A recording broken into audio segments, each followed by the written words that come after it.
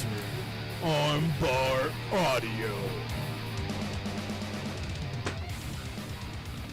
Hello, and welcome to another episode of Armbar Audio. I'm your host, Tim Farley, and next to me is my trusty companion, John Kearns. What's up, people? What day is it, Timothy? Today is The monthly.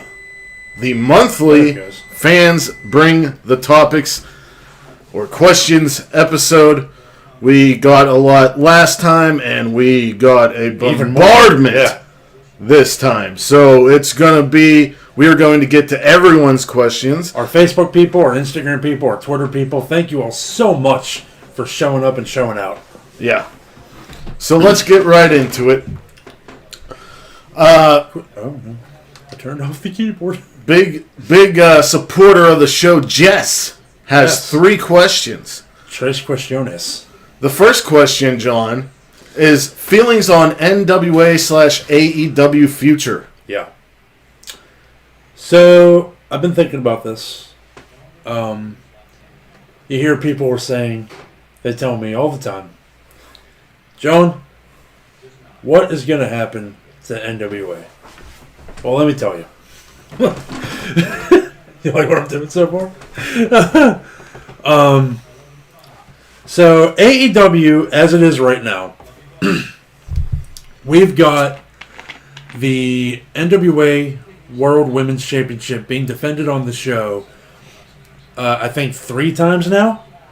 Yes, and the champion is contracted to AEW now. Champion's contracted to AEW. We have seen... Hey, Sid the Nerdy Mark is in the chat. What's up, boy? We have Ricky Starks jumping ship from NWA to AEW getting signed. We have a couple more people. I want to say Eddie Kingston. Eddie Kingston. Allison Kay left NWA recently and was on the buy-in. Yes, Full Gear against Serena Deeb. And Thunder Rosa has been showing up a lot. Her contract status is up in the air. Up in the air. We know that NWA is also represented on Prime Time Wrestling on Fight. Yeah, that's what it's called. Remember last time we couldn't remember what it was called? Yeah. It's called Prime Time Wrestling. Sid, how's our audio sounding, boss? Let me know if you get the chance. So go ahead with your thought. So, NWA... Also, we've been very public recently with Excalibur especially talking about the relationship between Tony Khan and Billy Corgan. We even had JR mention Billy Corgan and saying, like, love Billy Corgan and the people he's got over there. So, audio sounds juicy. So, I think the official partnership announcement is imminent. I think it's a smart move. I think it's a genius move on the part of Billy Corgan and Tony Khan. I think it's going to do nothing but good things for the indie scene. I think a little bit differently. I think... Well, that's good, because if we agree all the time, it's boring. Yeah. Billy Corgan was running an operation out of a studio. Obviously, they can't do that right now. So he's reaching out to other places to have his company represented. His number 2 man was in the speaking out movement. So I think that kind of also plays a part here. With all of the wrestlers either leaving or still there or kind of up in the air, I honestly think that everybody's been talking about the second AEW show. And it's year 2. What better time to present their second show? And I think that show should be AEW presents NWA Power. Ooh! I like that. I like that a lot. Corgan and them can still be involved at some level, but AEW is presenting the product. I think that would be a good move, and I hope that's what happens. I'd like to point out that when I drank my water, Sid in the chat said, "This ain't water." Shout out to Private Party. Jess also asks, who is the best tag team in the New Japan World Tag League tournament and why? It is good to note that as of this moment, Dangerous Tekkers, the champions, Evil and Yujiro, Finjuice, Gorillas of Destiny, LIJ of Shingo and Sonata, the Empire of Great Khan and Jeff Cobb, and Goto and Yoshihashi are all tied at 4 points. They are the ones leading. Who do you think is the best tag team in the tournament? The best tag team in the tournament is Gorillas of Destiny. Correct. There's a lot of reasons. They've been together the longest. They've always been a team. They've always been together. They're brothers. They're brothers. Now, you could say the same thing about Finjuice. They've always been a tag team. They've been around almost as long as GOD. LIJ has a new team in the form of Shingo and Sonata. Sonata is trying to get back into the tag team game after Evil left him high and dry. Evil and Yujiro. I mean, Evil's great. I've just never been a big Yujiro fan. And Goto and Yoshihashi are always consummate professionals and good representatives of chaos. And the Empire's brand new.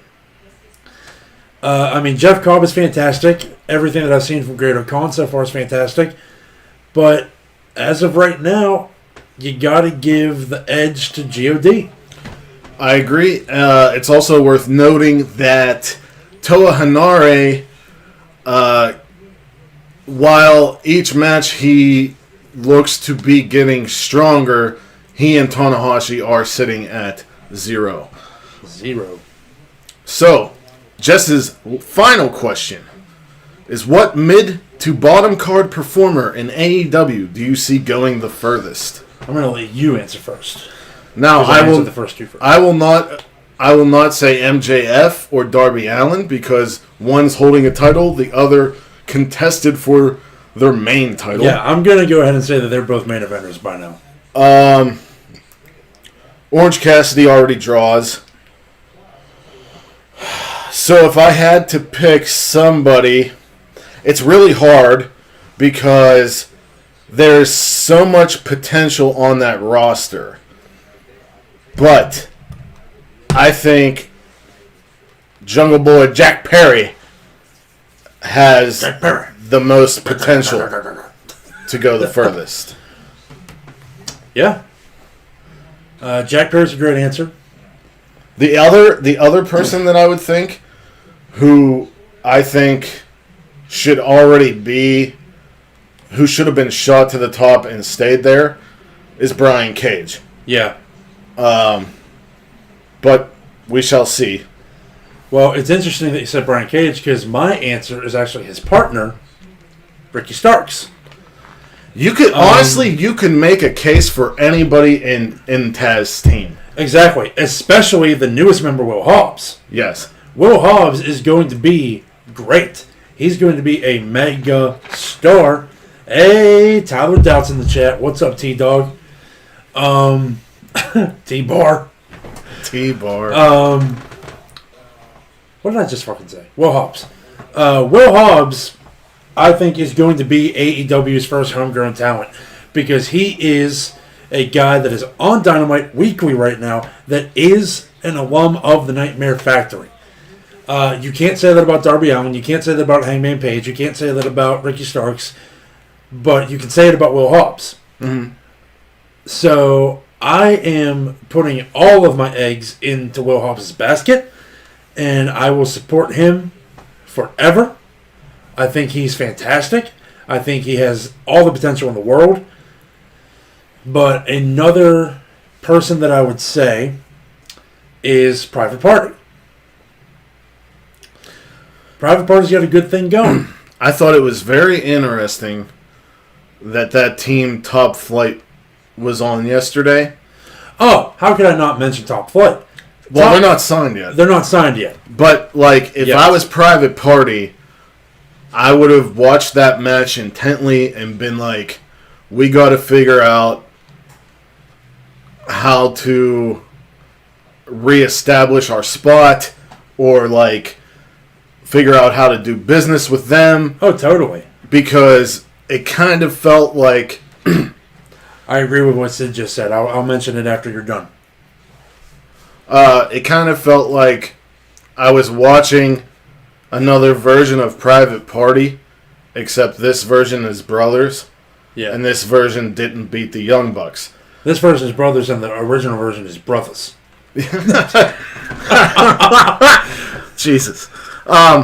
So, like, if I was Mark Quinn and Isaiah Cassidy, I'd be on watch right now. Yeah. Sid mentioned Scorpio Sky. He said should be TNT champ. I agree. Yeah. I agree. He's the TNT champ material guy. Drake. There's a lot. There's a lot of TNT championship material guys right now, but I'm sticking with Will Hobbs. Who'd you say? Jungle Boy. Jungle Boy. Drake Duncan asks 2 questions. DJ Jazzy Drake? Yes. The first one is when full capacity crowds can finally return. How do you think it will affect the energy and dynamic of the shows? Well, obviously, it will give us a better indicator. Hey, we got our first. Ever since I set that up, we got our first subscriber. Oh, nice.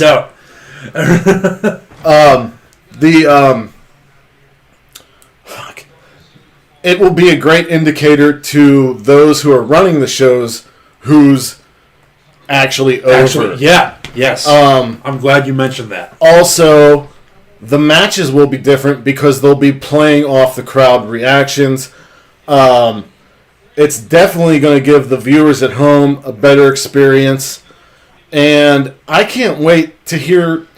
I know how much I hate the chant, we want tables, or CM Punk or whatever. But I kind of want to hear it again. I want to hear chants again. I want to hear "This is awesome" or "Fight Forever" and all that shit because I miss it. I miss that shit. The little bit that we're getting right now with AEW at Full Gear when he got his last name back, Cody Rhodes. I'm talking about when we got that little tiny Cody Rhodes chant from the few fans that they had. It hit you right in the heart, didn't it? I agree. Yes. Having those chants back, yes. Hearing chants. How will it affect the energy and dynamic of the show? It's gonna be, in my opinion, it's gonna be like the crowd never left. Yeah, or like they did, and they're gonna be rabid. Yeah, and I want, as soon as we can get full capacity crowds, every city should sound like fucking Chicago. Every city. Yes. Every city should sound like Chicago and Philadelphia. I agree. Those are the crowd styles that we need. Right. Drake's second question is, there's a rumor about Trios titles coming to AEW, speculated around the time of the next Jericho cruise. Who do you think the last 2 teams involved will be, and who will be the first 3-man tag team champs? Is that a good valid question? Yes, it is a good valid question. I want to start. Trios tournament on the cruise, baby. That would be sweet. Do it on the cruise. The last 2 teams involved, Death Triangle and the Elite. That would be a great match. Yeah. But I don't think that will happen because I think Kenny and the Bucks are the Bucks are probably going to hold the titles too long to even be involved. So... But that's what you hope. Yeah, that's what I hope. I would say Death Triangle as well. And there's 2 teams that I would love to see in contention. Jurassic Express. Yes. And Alex Reynolds, John Silver. And who? 5? Please say 5. Ellen Angels? Yeah. Yeah. Those So that if they lose, yeah.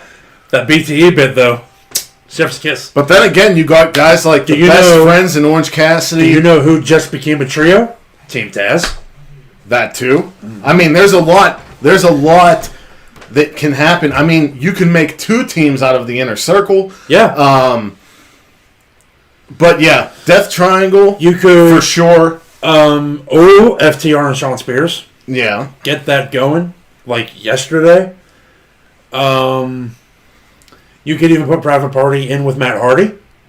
Party Hardy. Yeah. But I mean, what I would say, I think what John and I both agree on is if they do have these titles, the Death champions should be Death Yeah. Triangle. Our friend Jose Castillo asks... Awesome question so far. Yes. Jose Castillo asked, I seen this page post a meme saying the Young Bucks being the best tag team ever, and right below it had a pic of the Legion of Doom. I was going to ask your input on it. Also, who is the best tag team of all time? Well, I mean, memes are there to get a reaction out of people, whether it's good or bad. Somebody could have made that thinking, oh, this will get people riled up. Sid, your questions are lower on the list. What a fucking idiot. Anyway, I mean, the memes are there to elicit reactions. Everybody has a different opinion. Do I think the Young Bucks are better than the Legion of Doom? Yes. And I'll tell you why. The Legion of Doom were only as good as they were because of how they were booked and their manager. They had the look, so they got booked strong. Are they as athletic as a lot of other teams that came after them, or even teams that were in that era? No. They were just brick shit houses who put people down, and they looked cool doing it. And that's great. Do I think Young Bucks are better than them? Yes. Do I think either of them are the best tag team of all time? No. Who is? The Dudley Boys. Agreed. The Dudleys are the best tag team of all time. And here's why. Let me give me... Even if you're just talking championships. Number 1, they've held titles in every promotion they've been in. Japan, TNA, WWE, ECW. They held the WCW titles. They've held all the titles.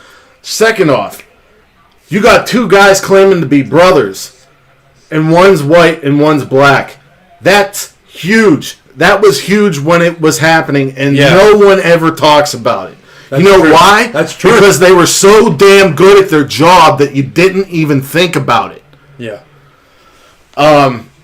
And they're part of one of the greatest ideas and matches ever to come out of wrestling. Oh, we're going to be talking about that a little later. That they even named a seasonal pay-per-view after. Yeah. The Dudleys are who I think is the best tag team of all time. Yeah. The Dudleys are the best tag team of all time. I mean, I would say that, okay, I'd say the greatest tag team of all time is a tie game, and it's the Dudley Boys and the Hardy Boys. Correct. I agree with both. But, I mean, 2 WWF teams. But that's a testament of how huge WWE was at the time. I mean, that was WWF. That was Attitude Era. Yeah. Michael Oliver asks, what wrestlers do you despise and want to lose every time? One answer, Yujiro Takahashi. Tim? A wrestler that I despised and wanted to lose every time. When I read this question, immediately came to mind who I think was a perfect heel when I was a kid was Owen Hart. I was a huge Bret Hart fan.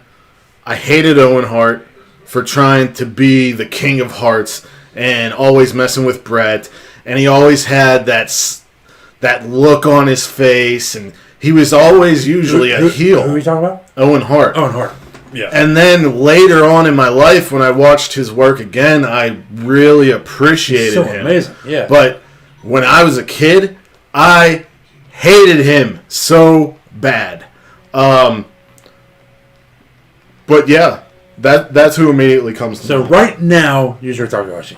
When I was a kid, there was a time in my life that I hated, with a burning passion, hated Triple H.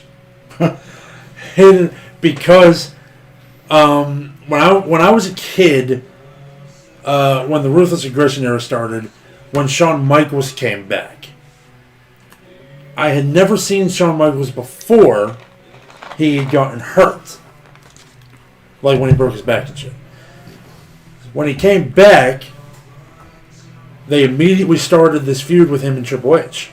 Right. I immediately took Shawn Michaels aside because of the story. He came back from the broken spine.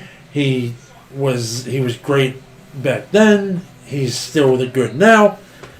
So, like, the no holds barred match that they had, where Triple H hit him in the back with a sledgehammer. Yeah. I was jumping up and down, screaming at the TV. Now, where you gave your one now and then your one of the past, Yeah. and I gave mine of the past. Yeah, who's your one now? My one wanna now, know. honestly, I don't really have one for kayfabe Who is it, and reasons. why is it Yujiro Takahashi? It's not. It's the Velveteen Dream. Yeah. And by extension, Austin Theory. But yeah. Anyway, Yep. so We we don't have have to say why. one of the people who are always giving us credit on Instagram. He's been a fan since day one. Camilo Ruiz 71 asks 3 questions, and boy are they loaded. First, he says how to fix the AEW tag division. Feels FTR should have had a longer reign, and it's always the same teams. 1. The tag division doesn't need fixing. 2. It's not always the same teams. I've seen, if you could say anything about AEW, Well, it's for a long time there, it felt like it was a tag team show. Yeah. They've highlighted many tag teams in their brief history. Now, regarding FTR, maybe they should have had a longer reign, but I think the Bucks put the stipulation of if they didn't win, they would never contest because the build up to the match wasn't that great. Yeah. So they put the titles on the Bucks. But if you noticed, FTR has not been on Dynamite since Full Gear. I don't think FTR are done with the Young Bucks, and I don't think they're done holding the AEW tag team titles. Yeah, I would say, yeah. I don't know. Yeah, Tyler, JBL fucking sucked. Yeah. Major. Especially when he was feuding with Eddie Guerrero. Because I always loved Eddie. Yeah, the tag division doesn't really need fixing, I'd say. I would say if you feel like you're always seeing the same teams, I would respectfully recommend you start paying closer attention to AEW Dark. That's where we're getting a lot of women's action and a lot of tag team action. You're not going to see people that you know are already signed, but you're going to see some good tag team wrestling. I mean, look at Top Flight, just debuted on Dynamite this week. They're so good, and they've had matches. Their match against TH2 on AEW Dark was so good.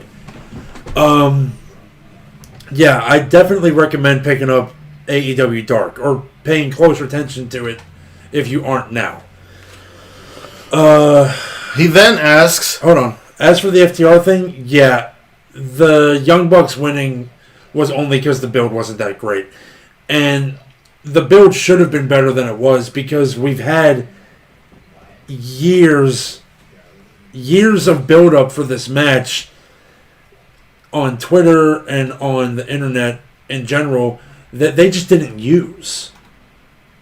So, yeah. Next question. He asks how to fix the AEW women's division, and he feels Shida should have more of a presence on Dynamite. Last night on Dynamite, they alluded to Anna Jay versus Shida. Anna Jay was talking about Shida. I think the reason you don't... They confirmed Anna and Shida. Yeah. So I think you're going to get your wish there. I do agree, though, that she should have more of a presence on Dynamite. How to fix the AEW women's division? Camilla, with a lot of these questions you're asking, sometimes it's best to sit back and let things unfold. Chris Statlander, who they were putting major stuff on, got injured. Same with Britt Baker. Britt Baker's back. They've been bringing in talent from NWA or formerly of the NWA. Yeah. Last night was one of the best female matches AEW ever held from Rosa and Serena. I think, but if I was going to fix the AEW women's division, I would have Hikaru Shida lose the title to Britt Baker. I think Britt Baker in that division is the most marketable, and she's the best promo, and she's a very good wrestler. So I think once that happens, and plus it's always great when a heel has the title, because you have babyface chasing them, and they could make great TV. Well, yeah.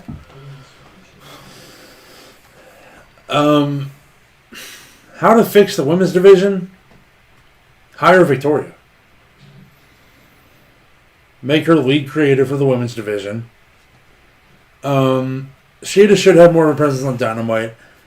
I think that if they want to do all these NWA matches, they should be done on AEW Dark. I will say, though, we got this question a week too late, because Dynamite this week was the best showcase for the women's division that they've had. And they started three separate storylines, all involving the women's division. We've got Jade Cargill versus Brandy Rhodes happening right now. We've got Thunder Rosa versus Serena Deeb happening right now. Britt Baker. We've got Thunder Rosa versus Britt Baker happening right now. And we're getting Anna Jay and Shida next week. Yep. Like, they really... I feel like Tony Khan is really... He listens, but he just doesn't come up with the answers as fast as people would like. Right. Then he asks how to improve Raw and SmackDown. And there's another question on here about Vince McMahon. So, Camilo, we will cover that later in the show when we get to Mari's questions. Another ride or die from the beginning on Instagram, Sadub City. I spaced it out and I still had trouble. Sadubabacity, baby. He asked what our guilty pleasure dream matches are. I had to ask him what this means. He meant like comedy matches that people would cringe at, or something like that. Oh, you had three. You can remember. I don't remember them. You're dumb.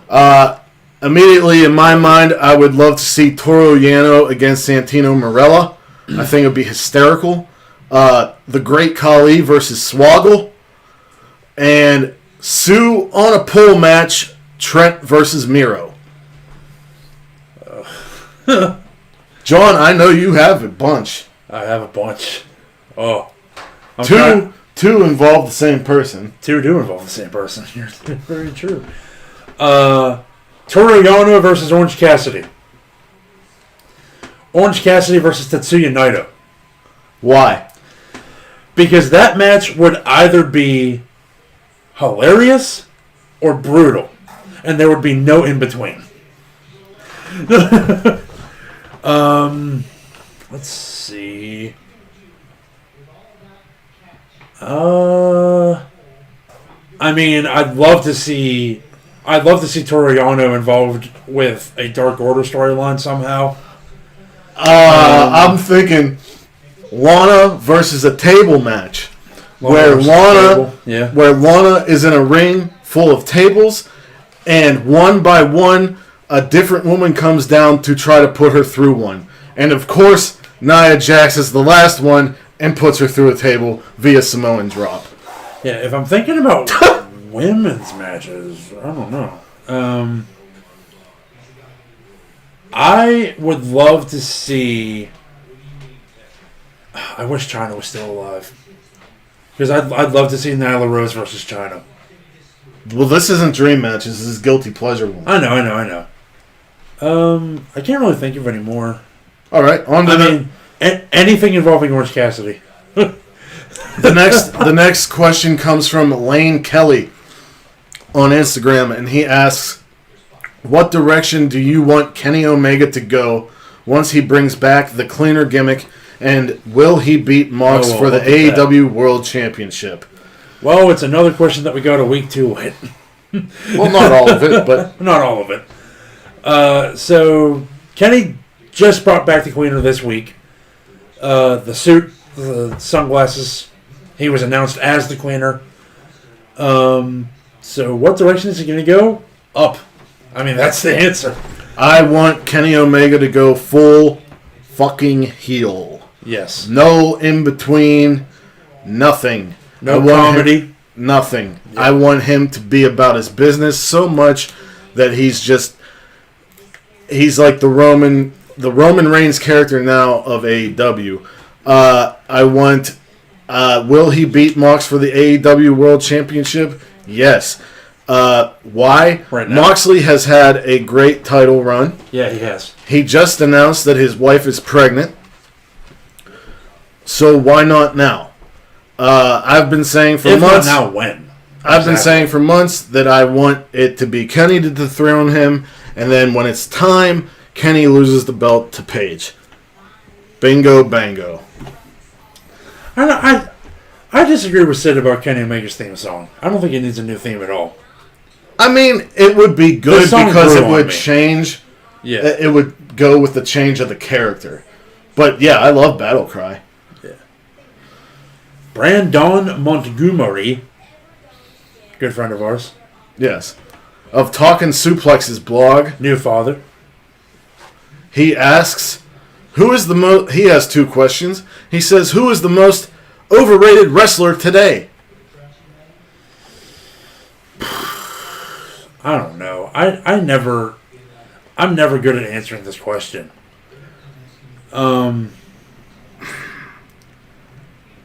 Because like a lot of people would say, "Oh, Tyler, that's a terrible opinion."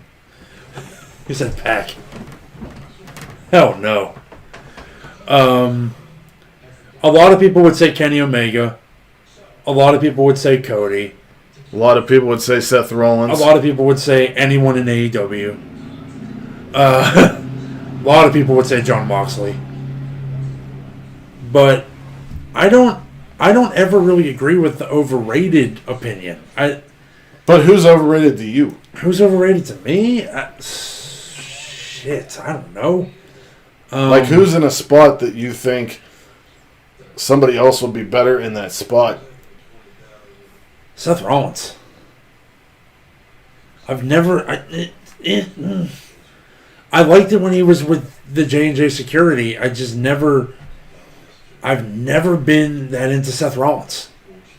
After the Shield and the Authority run, fuck him. Yeah. I think I'll have to second you. I mean, yeah, a lot of people would say Brock Lesnar, Sid, but... I don't think he's overrated. I don't think he's overrated. I think he's overexposed, but not overrated. That's a good way to put it. Yeah. I also think Braun Strowman's overrated. Yeah, Braun's a little overrated. I mean, I loved him at first, but like they only seem to care about Braun Strowman when everyone else stops caring. Yep. His second question, Brandon's second question is, who is a wrestler you initially didn't care for, but now are a big fan of? Tai Chi. I mean, that's the answer. We've been talking about it. Tai Chi is like redeeming us almost every show. Mine's a little bit different. Yeah. I got back in. I stopped watching wrestling at the beginning of high school. For guilty pleasure match, Sid said Otis versus John Silver. Yes! Johnny Hungy. Otis Hungy. At the beginning, yeah, it should be an eating contest. Yeah. So anyway, at the beginning... John Silver wins. The thing jumped. It's not my fault. No. You're still talking. Sorry. I thought it was a podcast. It is, but I'm trying to get a thought out, bro. I love you. No, you don't. When I started watching wrestling was from a child to high school. Then after high school, during high school, I stopped. I started watching again when the Chris Benoit tragedy happened. And whenever I started getting back into wrestling, I absolutely despised and hated Randy Orton. I thought he was only there because he had a body and he had a name. I thought for a long time, I thought his matches were boring as shit. Everyone made fun of Cena for doing the 5 moves of doom, whereas Randy Orton only had 3. And I didn't get it. I didn't like him. But then as time went on and I watched more, I realized Randy Orton is one of the greatest professional wrestlers of all time. When he wants to be. Yeah. And when he wants to be, that's what he is. Also, I went back and watched things that I hadn't seen, and I'm a big Orton fan now. But whenever I started watching wrestling again, I could not stand the son of a bitch. I would also say Toru Yano. Oh, yeah. I'd say Toru Yano. I hated Toru Yano. I didn't get it, but now I do. Another one for you would be Tanahashi. Oh, yeah. For a while. And Tanahashi I didn't get because, it was just like, okay, hairdo. Yeah, you like okay, hairdo. Like you got the hair, you do this air guitar, which is lame. You got the abs. But then, as I watched more New Japan, I understood what the air guitar meant. Yeah, I started appreciating. Oh, Sid said Orange Cassidy grew on him. That's a good shout out. I got my. But Tanahashi is amazing. I mean, my answer. We've talked about it. We both agree. The Young Bucks. Oh yeah, for sure. When I first saw the Young Bucks, I thought they were sniveling little shits. When I first saw the Young Bucks, my first exposure to the Young Bucks was they were shitting on the Dudley Boys. Oh really? And I was always a Dudley Boy fan, and I was like, "Fuck these guys." But now, if they lose, I get pissed. Well, see, when I first saw them, it was when they were in TNA, going by Generation Me, and I was like, "Oh, they're okay." And then the whole Bullet Club thing started blowing up, and I saw their shirt designs and the things that they were doing, and I was like, "These spot monkeys, NWO fans. These spot monkeys are just making a gimmick out of a gimmick that already happened. They are spot monkeys." And I was like, they don't have any psychology. But as time went on and I watched more, I thought, damn, they have only psychology. They have a lot of psychology. Yeah. They're great businessmen. Yes. And they're fantastic wrestlers. So another one from New Japan, I wouldn't say that I ever disliked, but I did not get Naito at all. And now I own the LIJ hat. Next question. These next few questions kind of run together. Michael Yargo of the Destino, a New Japan Wrestling podcast, asks, thoughts on pro wrestling unionization? I am all for workers' rights. I am for labor parties. I'm all for unions. I think they should join the SAG, the Screen Actors Guild. Yeah. It makes perfect sense. They shouldn't have to make a whole new union. That's my thoughts on that. And definitely, I mean, it's a 3-word phrase. It's a 3-word phrase. I support unionization. Now, these are where the questions kind of run together. Michael asks, does anyone actually care about Survivor Series? Nope. And then, no. And the Nerdy Mark asks, how would you fix Survivor Series? John, I'm going to let you go first. Oh, because I had a good answer? No, because you had an answer. Because I had an answer. I know you got one in the chamber, you know what I mean? I always got one in the chamber.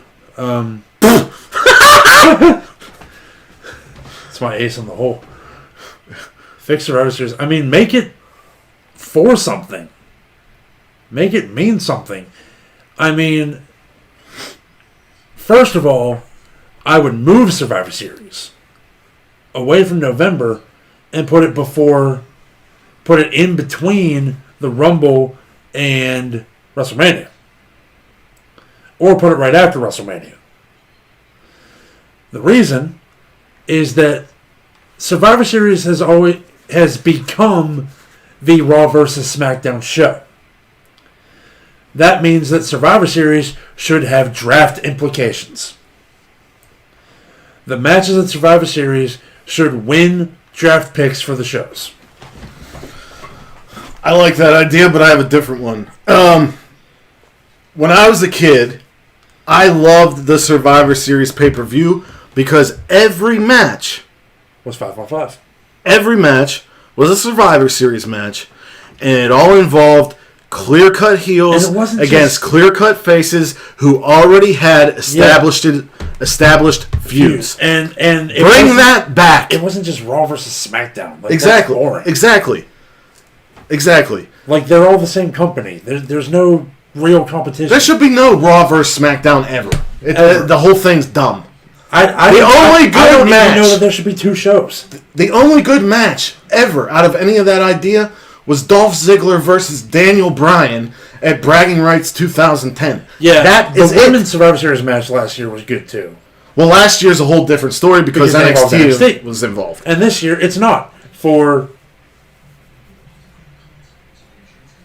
Oh, right. There's literally no reason. I forgot. But also, you're talking... I would love to see that be what Survivor Series is.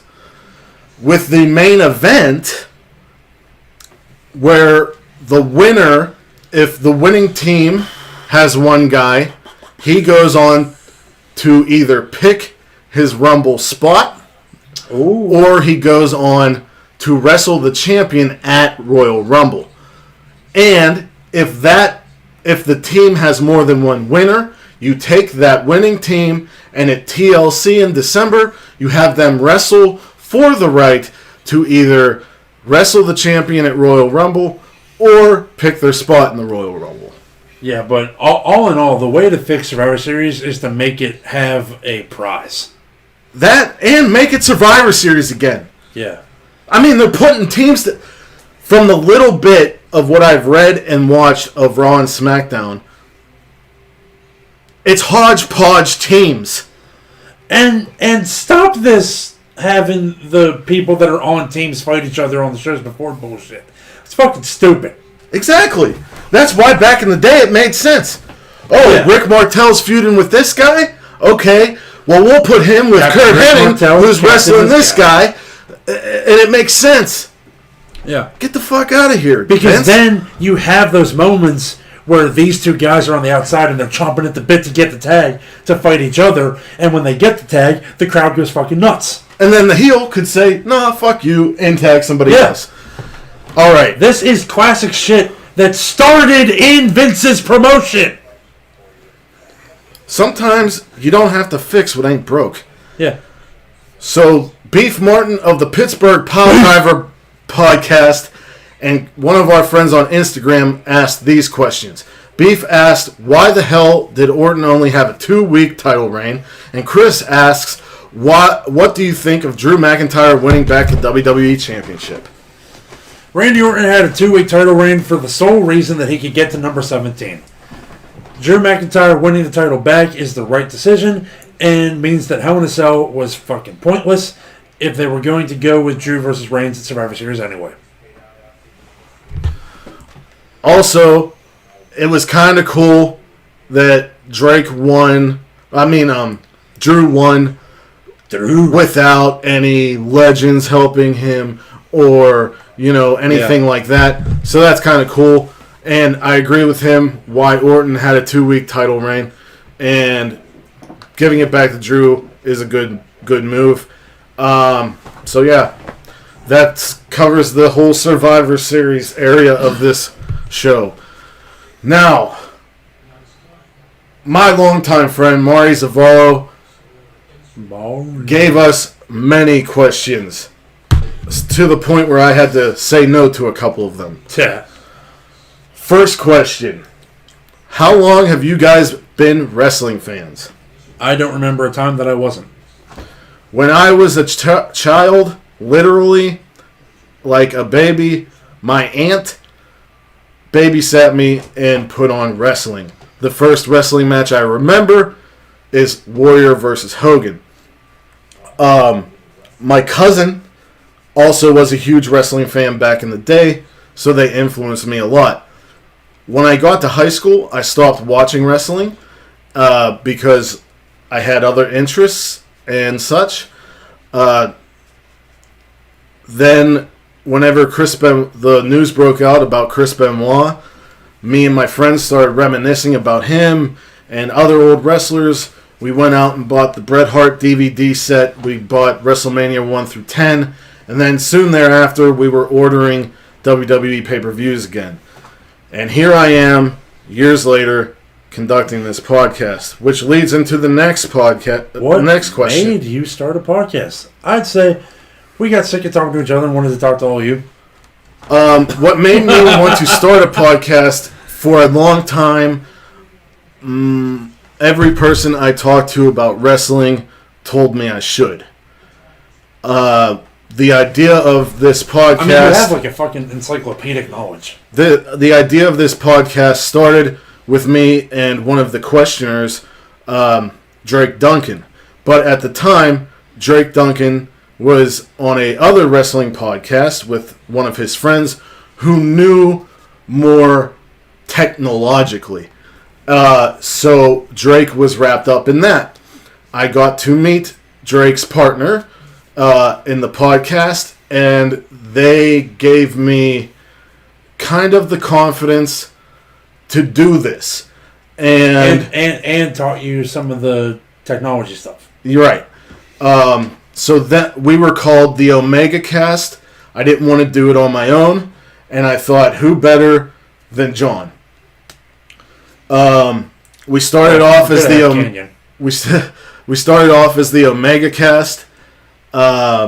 Things happened between us and Drake's then partner, which is ridiculous, and I'm not going to get into it. Anyway, but yeah, that's the story. Now we're on Armbar Audio. We're kicking ass and taking names. So, what made you want to start a podcast? I don't know why I gave you that voice. I'm here by chance, really. I mean, I work at a grocery store. This dude came through my line one day wearing a CM Punk shirt, and I was like, that's fucking rad. Then he started working at said store. I didn't really ever talk to him, but then I saw him by chance at another store. We were both there, and he was wearing another wrestling shirt, and I was like, damn! This... And then we started talking about wrestling all the time.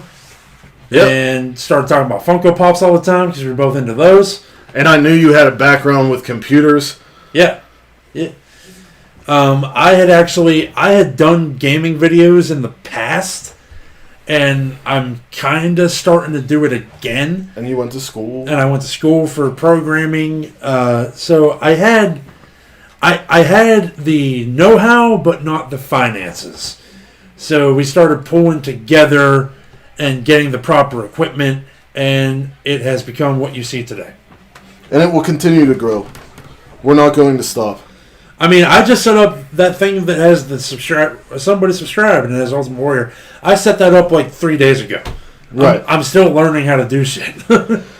Mari's next question is, some people feel that Shawn Michaels is overrated because of his relatively short stint on top in his prime. Well, thoughts on this? Is he really in contention for best of all time? Shawn Michaels has been great from the time he stepped in the ring till the time he stepped out of it. And then whenever he came back in the ring, he was even better, and then he stepped out of it. Is he one of the best of all time, if not the best? Yes. And that pains me because I only liked him for half of his career. But the short stint on top thing definitely has validity. But, I mean... you can't blame... quality versus quantity. Agreed. It's the same thing with Bret Hart. They both were on top during a time where the rest of Vince's show was shit. Yeah. And he didn't really know what he wanted to do at the time. But, yeah, man, Shawn Michaels is a part of... started DX, which is one of the best factions of all time. I mean, he's historic. He's Mr. WrestleMania. He took the outline of Flair and put his own take on it. And what I mean by that is he was flashy, but in his own way. He danced to the ring. He did funny sells like Ric Flair, but not like Ric Flair. So yeah, he kicked Stan. I don't think he's overrated. He gave The Undertaker his 2 best WrestleMania matches, and that is not an opinion. It is fact. It is fact. Feelings on Vince McMahon and who can turn WWE around into how. The who is Triple H. The how is tricky. I think we agree that the who is Triple H. Yeah. But I can't... I'm having trouble thinking of the how. For this question, I would say my feelings on Vince McMahon is when he was young, he was smart for making a promotion out of the best wrestlers of every territory and bringing wrestling to cable, like having a major cable television live show. And he's had great ideas throughout the years. He's arguably the greatest heel of all time. What do I think of him now? He has 2 good ideas a year. Yeah. And everything else is shit. Vince McMahon needs to retire, but he won't. So until he drops dead, the WWE is not going to turn around. Triple H started NXT. Very promising. Wrestling fans like it, love it. But we see what happens to the wrestlers when they get into Vince's hands. Most of them fall to the wayside. So, the first thing I would do is I would fire all of the creative, everybody who writes scripts and all that. I'd fire them on the spot. I would fire whoever operates the camera switcher. I'd fire Bruce Pritchard because he's a yes man and he has no good ideas himself and he's a piece of shit.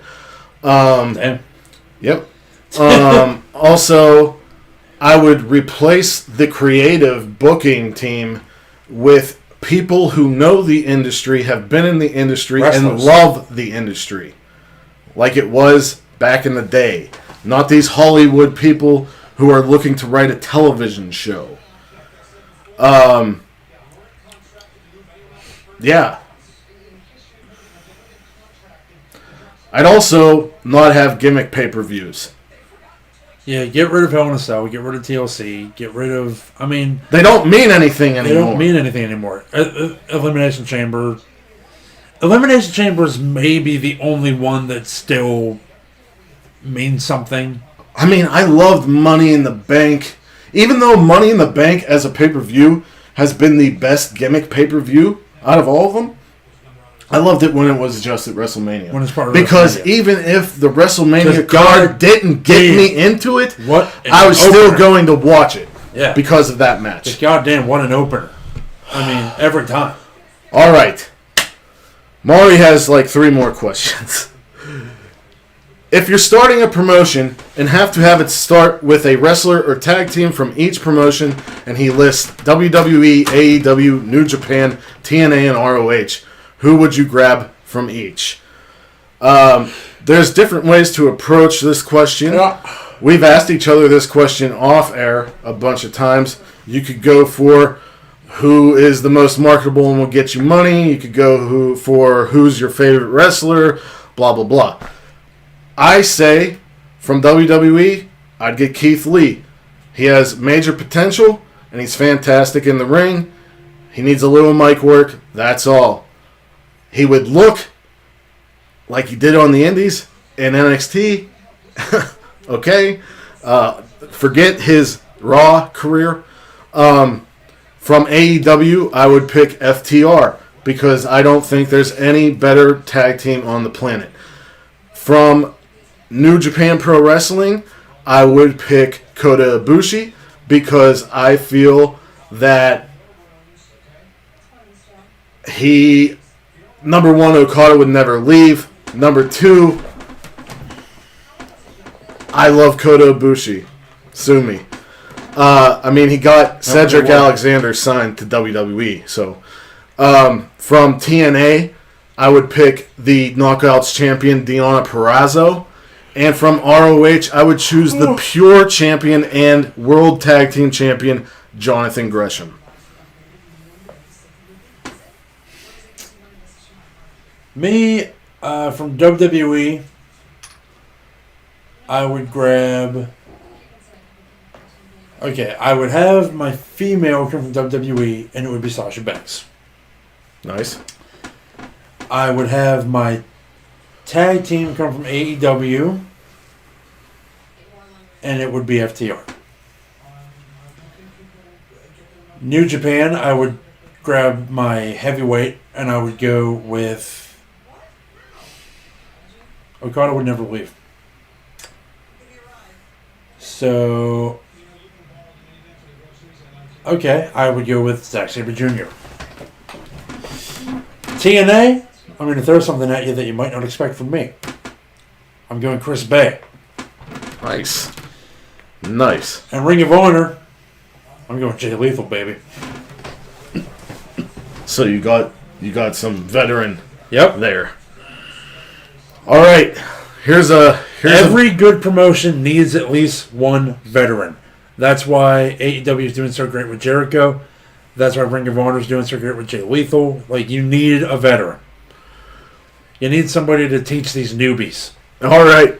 The next question I could have gone on 2 podcasts about, but whatever. He asked dream matches, dead or alive. Iron Man match. Thought you would pick Takagi from New Japan. That's a good thought, but I went with Ibushi. It was one or the other. Iron Man match, Bret Hart from 1997 against Kurt Angle from 2006. Ladder match for the IC title, Owen Hart from 1996 against Chris Jericho from 2001. AJ Styles 2016 against Shawn Michaels of 2007. Any combination of Eddie Guerrero, Dean Malenko, and Chris Benoit against Cesaro, Daniel Bryan, Seth Rollins, and Kenny Omega.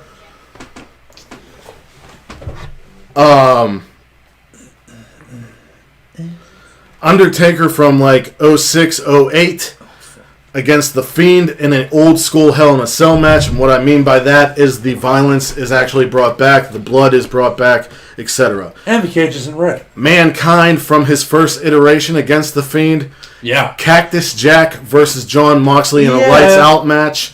A Survivor Series match of Legion of Doom, the Rock and Roll Express, and Ultimate Warrior against the Dudley Boys, the Young Bucks, and Brian Cage. Brock Lesnar versus these 3 men in singles matches, Cesaro, Volter, and Keith Lee. Rey Mysterio from 1998 against Rey Fenix, Zack Sabre Jr. against Dean Malenko, Stone Cold from 1998 against CM Punk from 2011, Zack Sabre Jr. versus Johnny Saint, Timothy Thatcher or Shibata or Matt Riddle or Tom Lawler against Minoru Suzuki or Ken Shamrock. There you go. You were thinking about that a long time. No. I'm going to throw 3 at you. I already said 1 earlier. Nyla Rose versus China. Fucking A. Eddie Guerrero versus Pentagon Jr. Nice. And I want to pick a WWE one. Warrior versus Brock Lesnar. Like Prime Warrior versus Brock Lesnar. Nice. Just fucking clobbered him. I just thought of one. What's yeah? Cody and Dustin against Dusty and Dick the Bruiser. Oh wow, that'd be cool. Maury's last question. Finally. Are you sure? I think so. Top 5 all-time matches. Now, number 1 Miro versus came... Ishii. That's a good one. Balor versus Styles versus Kenny.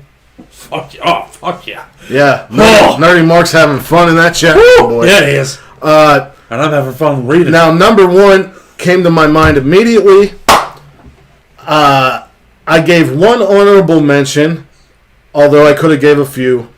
But I will start with the honorable mention and go up. My honorable mention is Shinsuke Nakamura versus Kota Ibushi for the IWGP Intercontinental Championship at Wrestle Kingdom 9. It was the first time I fell in love with New Japan. Shinsuke Nakamura, from the get-go, drew me in.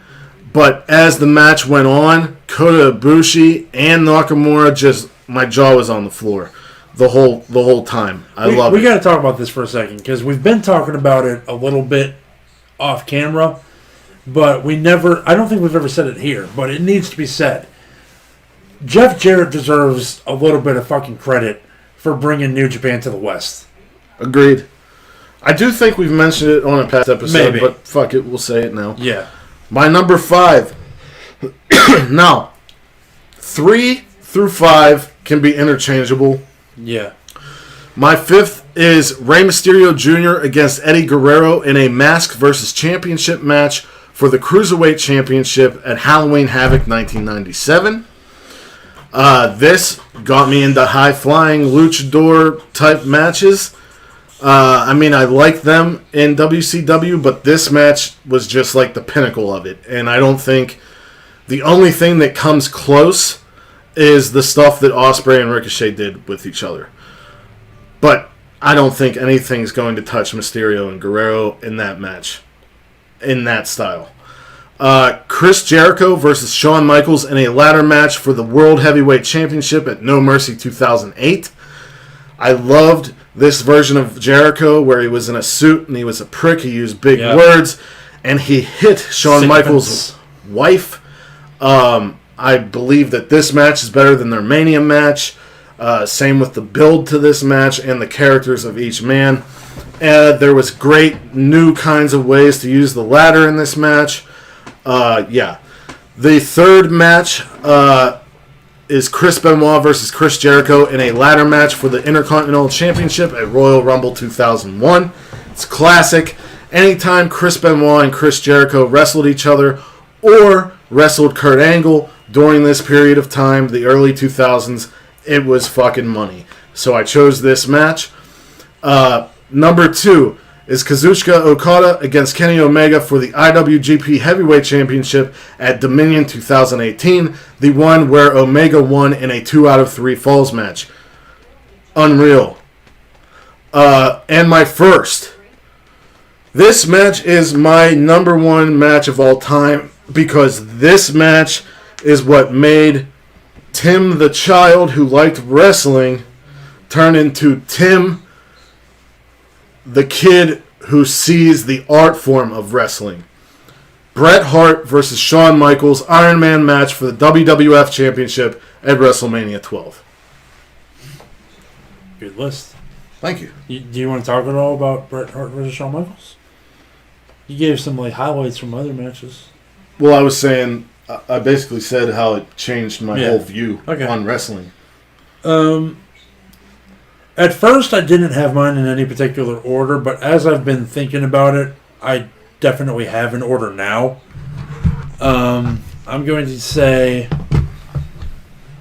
my honorable mention that I just thought of and was kicking myself for not putting it on my list anywhere, so it has to be an honorable mention now, is No Mercy 2003 or 2006? Maybe 2006. Oh, let me guess. Go ahead. Is it a Taker match? It is a Taker match. Is it against an Olympic gold medalist? No. Oh. It is Biker Taker versus Brock Lesnar, Hell in a Cell. Fucking great. Awesome match. My favorite Hell in a Cell match of all time. I loved it when my favorite moment was Taker grabbing Paul Heyman's tie and pulling him into the cage over and over. That's kind of like what he did with Orton's dad. Yeah. In the urn. Yeah. So the list, as it were, my number 5, I'm going to throw it at you. I'm going to throw it in your face. Jon Moxley versus Kenny Omega, Lights Out. What was it called? Full Gear 2019. It is my favorite, I would say, favorite hardcore style match of all time. It's fucking awesome. My number 4 is, my number 4 is from New Japan Pro Wrestling's The New Beginning in Osaka 2020, Hiromu Takahashi versus Ryu Lee. Great. It was the chop fest heard around the world. It was the 5 or 6 minute back and forth chest chop match. Now, that was an homage to Kobashi versus Sasuke, I think. Sasuke. Or however you say his last name. Sasuke. But that shit was awesome. That shit was red, dog. My number 3 is from WrestleMania 20. It was the main event. It was Kurt Angle versus Eddie Guerrero. Great match. It was the match that made me bawl my eyes out because afterwards was when we got the embrace between Eddie and Benoit with the confetti, and it wasn't long after that what happened would happen. With Eddie. Yeah. Every year on the anniversary of Eddie's death, it is the image that I post. Right. It's that image from WrestleMania 20. My number 2 match is a match that we sort of mentioned earlier in the show. It was TLC 2, WrestleMania 17. Edge and Christian, Dudley Boys, Hardy Boys. TLC match for the WWF World Tag Team titles. It had the most famous ladder match moment ever captured that they replay, I'd say almost ad nauseum. It was the spear from Edge to Jeff Hardy hanging on the title. Yeah. That's the match that video came from. Because if you know anything about wrestling, I'm sure you've seen that clip. Right. Number 1, WrestleMania 25, Taker versus Shawn Michaels. Fantastic fucking match. Fantastic. Is this our last question? This is our last question, Tim. Woo! Holy shit. Whew. We said we'd do them all, and we did them all, and we're the best. Now, coming from my friend on Facebook and in real life, Chip Woods, he said this. What's up, Tim and John? Love the show. That's us. Yes. I am a huge fan of Cody, Kenny, and the Bucks, and AEW as a whole. My question is, how do you feel about active performers also being in executive roles? It always seems like when they do, they keep themselves relevant even past their prime. I have watched some of my favorite wrestlers do this, such as Ric Flair, Dusty Rhodes, and Triple H. I would love to see Jerry Lynn or Dean Malenko take over the on-screen roles of being in charge, so it doesn't seem like the Elite are putting themselves over unnecessarily. They are incredible, and the United States deserves to see the New Japan version of these guys. That's a damn good question. Can I go first? Yeah. All right. Active performers in executive roles, in the case of AEW, has not been harmful. Cody has put over people with the TNT title. The Bucks have put over people and have just now got the tag titles. Kenny Omega was in the tag team scene, was the tag team champions, but not the first tag team champions. I think with the AEW crowd being what it is, nobody really feels that way about them.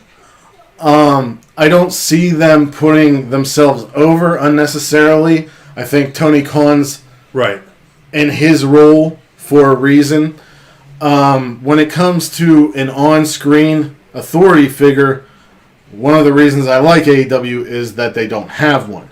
Now, what you're saying could help kids understand it better, or not look at who's in the EVP roles.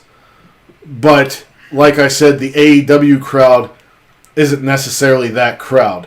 So I wouldn't like the authority figure role. I don't think Cody, Kenny, or the Bucks have done anything to put themselves over or stay relevant. Regarding the New Japan version of these guys, we are going to see it very soon with Omega. We've been starting to see it with the Young Bucks. And with Cody, I've liked Cody from WWE to ROH to New Japan to now. And I think he's doing his best work right now. Yeah.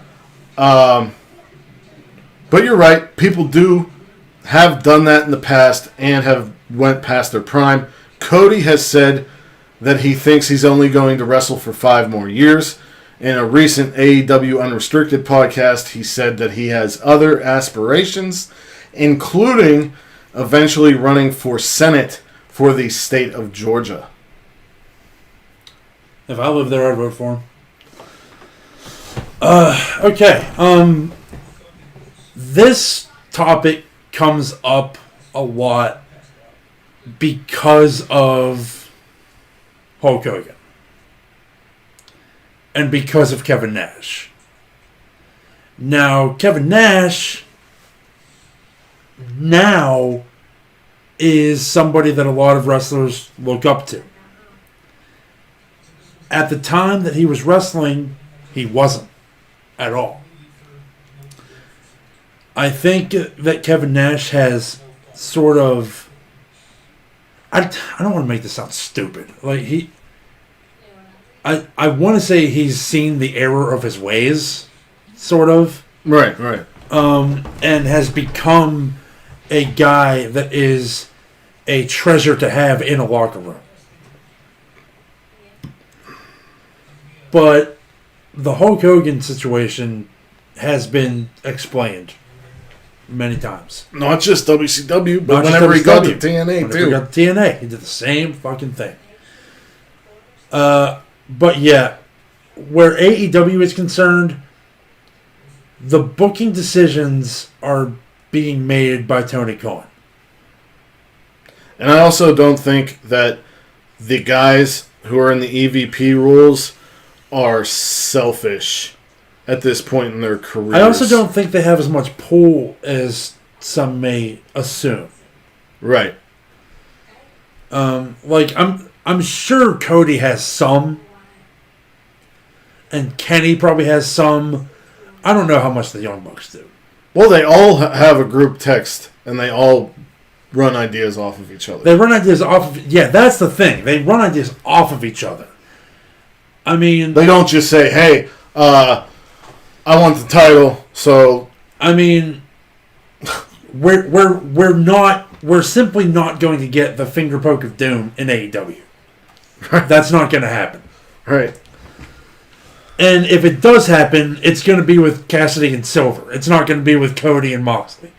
Like, but yeah, I can totally see.